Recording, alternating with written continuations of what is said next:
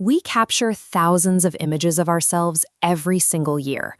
Photos, stories, and videos fill our camera rolls, documenting almost every physical location we visit and every event we attend. Yet, amid all those gigabytes of data, there is a massive blind spot. If you look closely at that sprawling digital timeline, you will find very little record of what was actually happening inside of your head during any of those moments. A photograph provides hard evidence that you were physically standing in a specific room. It cannot tell you that you are secretly terrified about a new job or completely overwhelmed by a conversation you had earlier that morning. We are the most documented generation in human history, and yet our internal lives remain almost entirely unrecorded. When we try to share our rawest thoughts with other people, invisible filters immediately pop up. We worry about being misunderstood. We tone down our anger or project false confidence. So we keep those thoughts completely to ourselves. And when a complex emotion stays trapped in your mind, it loops. It morphs into a vague, indistinct cloud of anxiety that you carry around all day. Over time, the natural decay of human memory strips away the texture of those internal experiences. The intense thrill of moving to a new city flattens into a simple resume bullet point. Without a private, dedicated place to put those thoughts, the complex reality of how you experienced your own life simply evaporates. A journal offers an environment with zero audience and zero performance. You can write the messy, contradictory, completely illogical version of your thoughts without anyone asking you to explain yourself. The physical act of writing those thoughts down triggers a mechanism called externalization. It forces a loose, floating internal feeling out into the concrete physical world. Instead of carrying around a sweeping, formless panic that everything in your life is going wrong, writing forces you to define the problem. That buzzing anxiety suddenly snaps into 3 specific worries. Putting those boundaries around your problems means you can actually look at them. You can step back, question them, and separate what you can control from what you can't. Putting words on paper does not magically solve your problems.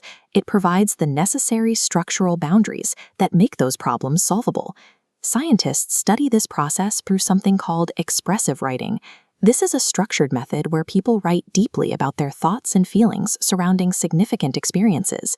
This chart tracks the impact of that practice over time, based on a 2023 meta-analysis of over 4,000 participants. After a writing event, the data shows a statistically significant downward trajectory in symptoms of depression and stress. Interestingly, the benefits don't usually spike immediately. They appear in the days and weeks that follow. And when we incorporate a 2025 review of 51 studies on positive writing, we can add a new access to this visualization. A new rising trendline emerges, showing clear boosts in positive emotions like optimism and happiness. Cautionary tone. However, a journal is a cognitive tool, not a substitute for professional clinical care. People process emotions differently, and the evidence shows that individual responses to writing vary considerably. If a specific writing exercise makes you feel completely overwhelmed, stop. Forcing yourself to repeatedly relive raw trauma on a blank page works against the utility of the tool. The purpose of expressive writing is never to act as an instant medical cure. It exists simply to give your mind a structured space to make sense of what has happened. That structured space is equally vital for the good days.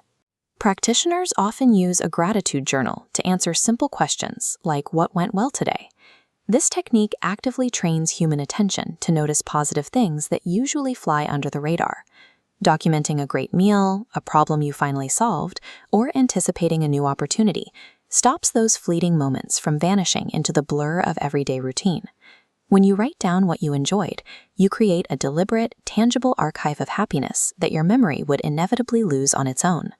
The most powerful return on this investment rarely happens on the day you write the entry. It arrives years later. Personal growth has a massive psychological blind spot. It happens far too gradually for you to notice it in real time.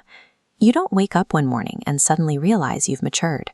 Old journal entries act as a behavioral mirror. You read your own past words and suddenly spot the patterns. You see the same recurring frustrations, the people who bring you joy, and anxieties that never materialized. A historical journal offers empirical, unarguable proof of your own resilience. It shows your present self that you survived crises you once thought would break you. You do not need to be a writer to build this archive. You don't need profound insights, perfect grammar, or an hour of free time every evening. Take 5 minutes before bed. Grab your phone, a laptop, or a cheap notebook, and write down a single sentence about what happened today and how you felt about it.